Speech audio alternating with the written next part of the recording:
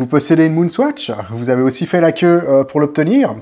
Vous avez peut-être payé plus cher que le prix catalogue pour l'avoir. La Moonswatch vous a énervé, tout au moins son modèle de vente vous a un peu échauffé. Je vous propose de faire un petit bilan une grosse année après la sortie de cette montre.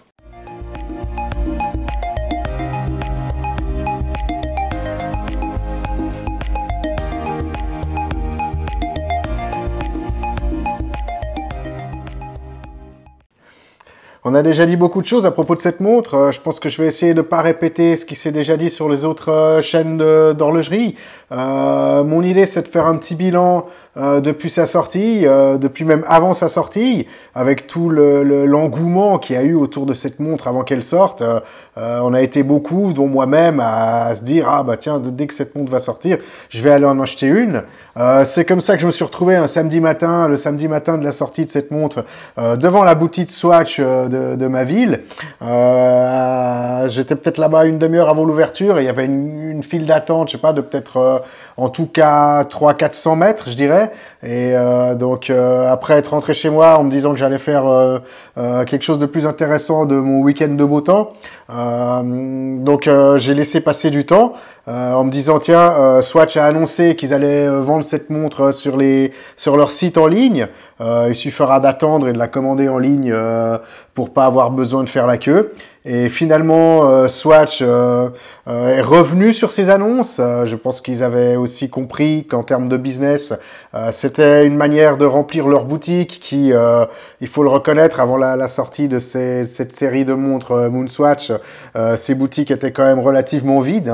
Donc ils sont revenus en arrière sur leurs annonces, ce qui pour ma part a été assez difficile à accepter. Ce qui m'a aussi un peu poussé à ne pas acheter cette montre, en tout cas pas dans les conditions de l'époque, c'est-à-dire soit aller mendier régulièrement dans les boutiques Swatch, soit passer par le marché gris et les spéculateurs qui demandaient des prix ridicules. Déjà que le prix officiel de cette montre par rapport à la valeur intrinsèque du produit est déjà très élevé. Et puis c'est vrai qu'avec le temps, le désir a diminué, mais il est finalement revenu parce qu'au final, c'est un produit qui est quand même sympa. Le design de l'Omega Speedmaster, le logo Omega, la petite écriture Speedmaster, ces couleurs qui sont quand même sympas, le marketing autour des planètes qui est bien fait, et ce qui fait qu'il y a quand même un appel qui est fort autour de ce produit et qui s'est confirmé d'ailleurs avec les ventes, parce que c'est clair que le groupe Swatch a fait énormément d'argent avec cette montre, d'autant qu'on peut imaginer que le prix de revient d'une montre comme ça avec un mouvement quartz bon marché dans une boîte en plastique, ce prix de revient est peut-être, je sais pas moi, de 10% de la valeur du produit, c'est une estimation que je fais comme ça au hasard. Et si on regarde le produit, il est quand même relativement cheap, les bracelets sont assez atroces à mon humble avis, du plastique, du quartz, et malgré tout, l'appel reste quand même très très fort. Après, on peut aussi se poser des questions sur le modèle de vente. C'est vrai que ça s'inspire aussi de ce qui peut se retrouver avec d'autres produits de consommation. Si on regarde par exemple des fabricants de baskets qui font des éditions limitées de chaussures et qui font générer des files d'attente très longues devant des magasins pour obtenir ce qui finalement n'est qu'un produit de consommation sans réelle valeur. Et ici, je pense que les marques, elles ont bien compris ce modèle de vente et que quelque part, elles profitent de nos faiblesses psychologiques, à savoir obtenir quelque chose qui est difficile à obtenir. Qu'est-ce qu'on va être prêt à faire pour obtenir quelque chose qui est plus ou moins artificiellement rendu difficile à obtenir. Ça reste quand même des produits de consommation, comme je dis toujours. Est-ce qu'on peut déjà se poser la question, est-ce qu'on veut faire la queue pour un produit qui est un produit noble, un produit rare? Pour ma part, je me refuse à faire la queue pour un produit, même si c'est un beau produit. Et j'estime que ce produit, s'il n'est pas disponible d'une manière relativement simple, je vais chercher autre chose. Et d'ailleurs, je pense que la Moonswatch a participé à un petit changement de direction dans ma manière de collectionner les montres, c'est-à-dire que aujourd'hui, je suis peut-être un peu plus à la recherche de qu'est-ce qui est un produit intéressant, qui n'a pas forcément une grosse cote de popularité au moment de l'achat et essayer de trouver justement plus des modèles qui sont plus rares et moins recherchés plutôt que de tomber finalement dans ces modèles de vente qui font qu'il y a un peu la masse, tout le monde veut le même produit en même temps. Donc voilà, chercher les produits qui ont de la valeur et que la masse ne voit pas forcément. Alors c'est plus facile à dire qu'à faire, hein, forcément. Et puis ben, voilà, les marques, elles exploitent aussi ce qu'on appelle le fear of missing out, donc la peur de manquer l'achat d'un produit à un moment donné, ce qui me fait aussi penser un peu aux éditions limitées, que j'essaye de ne pas acheter non plus, même si une édition limitée nous plaît.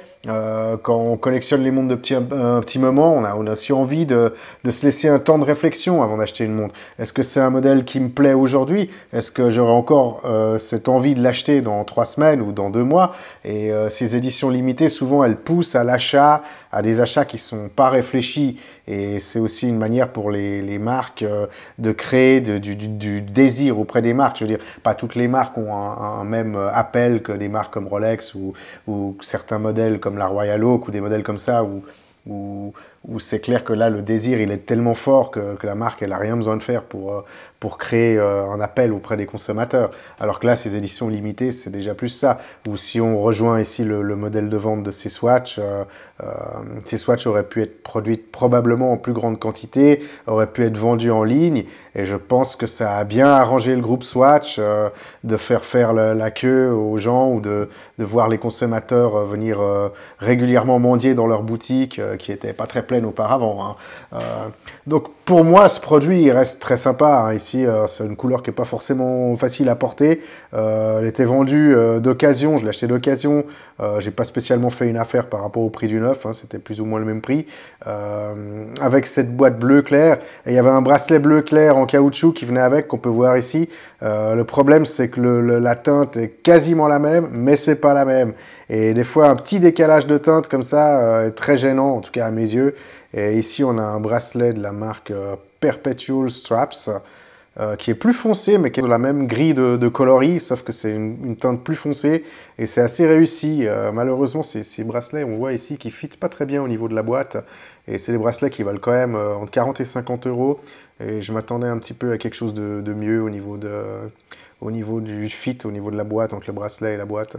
Et si on regarde ce bracelet d'origine ici, qui est blanc, qui a l'air en plus très inconfortable, je ne l'ai même pas monté sur la montre, ça c'est vraiment un produit qui ne m'intéresse pas. Donc voilà, hein, moi j'ai aussi une Speedmaster ici, une 1861, qui date de la belle époque, hein, la belle époque qui n'est pas si lointaine que ça. Fin 2018, je crois que j'ai acheté cette Speedmaster. C'était encore le temps où on pouvait acheter cette montre sur le marché gris pour 3000 euros. Alors c'est clair qu'aujourd'hui, il y a un nouveau modèle qui est sorti avec un mouvement qui a de beaucoup plus belles finitions, vraiment un beau mouvement.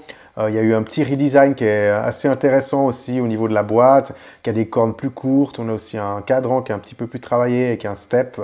Un petit escalier sur le cadran, la lunette tachymétrique aussi a été retouchée, et c'est vrai que le mouvement est aussi beaucoup plus précis. Ici on a ce vieux mouvement qui est à cam aussi, qui est beaucoup moins noble peut-être que ce qui se fait aujourd'hui chez Omega.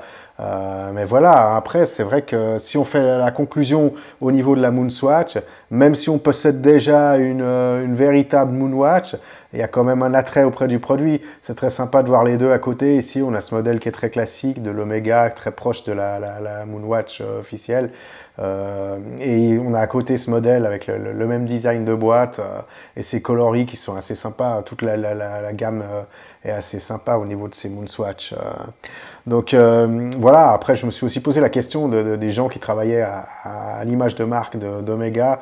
Je pense qu'ils n'ont pas dû être forcément très contents de voir des Swatch vendus avec le logo Omega dessus, alors que peut-être eux travaillent depuis des années à l'image de marque d'Omega, même si je pense que ça n'a pas vraiment blessé l'image de marque d'Omega de vendre ces Swatch, parce que c'est pas vraiment le même public finalement.